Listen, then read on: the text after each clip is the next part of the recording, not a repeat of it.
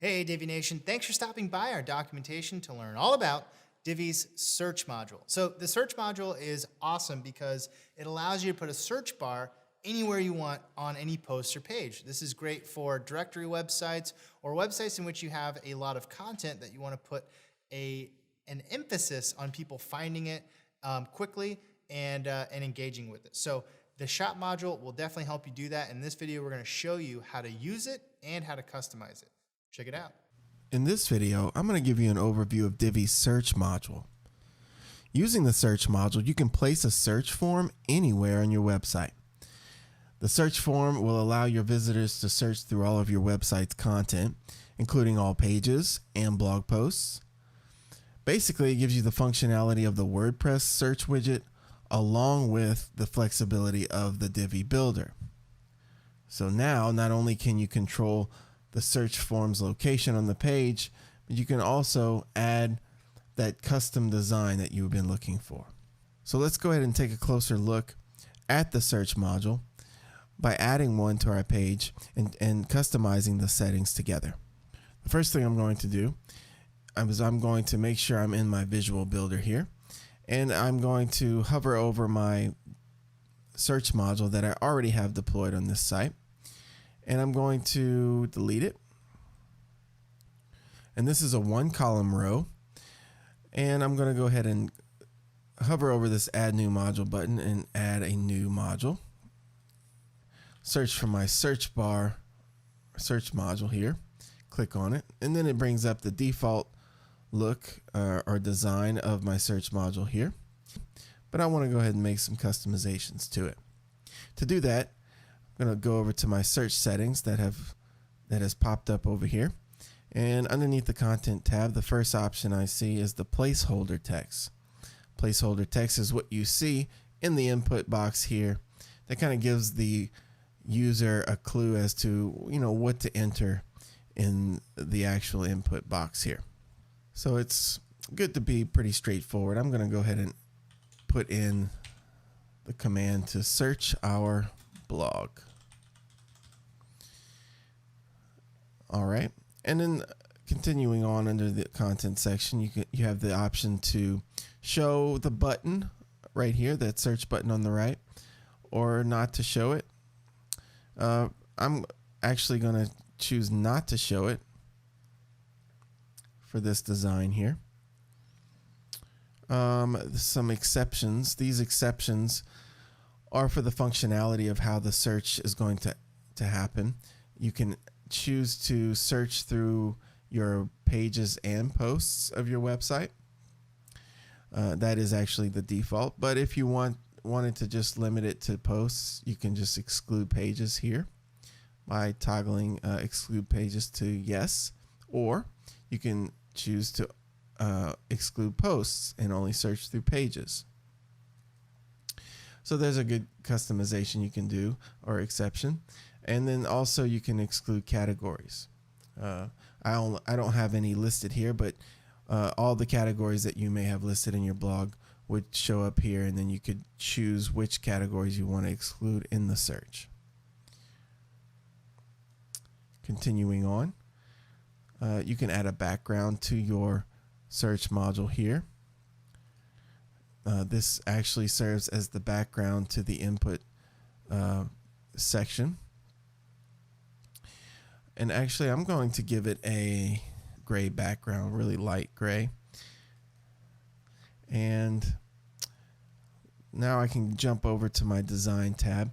This gives me a whole lot more options I can use to design this search module. The placeholder color, this would be the placeholder text color here. I'm going to actually give it a lighter, slightly lighter color. And let's go ahead and continue on. The text color can be changed from dark to light if I wanted to have, for instance, a dark background. I would choose light here. But since I have a light background, I'm going to keep it dark for now. Text orientation, if I wanted to center my text input here, I can do that. I'm going to keep it left aligned. The input text, this is the actual text when you start typing in the input box here. You can customize it however you want. I could change my input font to, for instance, Lato if I wanted to. I'm actually going to leave it as the default here for now. And then continuing on, I'm going to change the input font size. I'm going to increase it up to about 16 pixels. I'm going to change my text color to actually match my my placeholder text color that I put up there. And input letter spacing, I can increase that if I wanted to. I'm going to keep it as a default. And the line height. This is another way of basically increasing, some spacing around your text here. But I like to actually use the padding to do that. So let's continue on. The button text, we don't really have a button anymore because in the settings we chose not to include one. But if I wanted to, I can, just to give you an idea, I can go back here to the content tab. Under the elements section, click on show button, and then go over to my design tab, and then I can customize the button text here. The button and border color, I can change, maybe if I wanted to add a blue, this would change actually the button background and this border color around here. And then I would go in and change my button text color maybe to white so that I can see it better. Change the button font size. So you can see in no time, I can change the overall look and feel of my search module to match my site however I want it to look. But for now, I'm just going to go back and I'm going to keep it nice and clean. And I'm just actually going to get rid of my button altogether.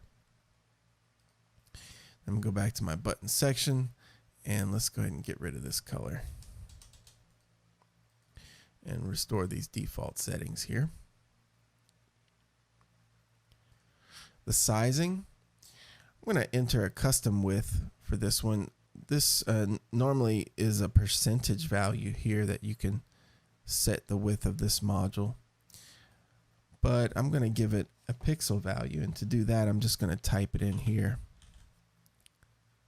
Make it 300 pixels wide. And since I'm setting a max width here of 300 pixels, I'm also going to give it the alignment of centered. So there it is, centered on my page. I'm going to add some spacing here. Let's go ahead and add 20 pixels to the top of my search bar here, input section, and then 20 pixels to the bottom. That's looking pretty good.